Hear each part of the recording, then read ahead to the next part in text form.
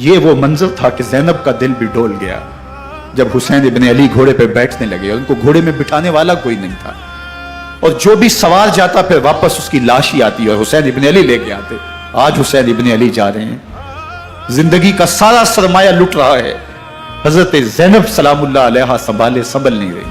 حضرت امام رضی اللہ تعالیٰ عنہ اٹھے اور آپ نے حضرت زینب کو صبر کی تلقین کی اور کہا کہ صبر ہی بہترین ذریعہ ہے اور اللہ کی قربت کا ایک بہترین سبب ہے، اور ان کو صبر کی تلقین کرتے ہوئے فرمایا کہ میرے بعد تم نے اس ذمہ داری کو سنبھالنا ہے اور ان مخدرات اسلام کی، ان شہزادیوں کے پردے کی تم نے حفاظت کرنی ہے۔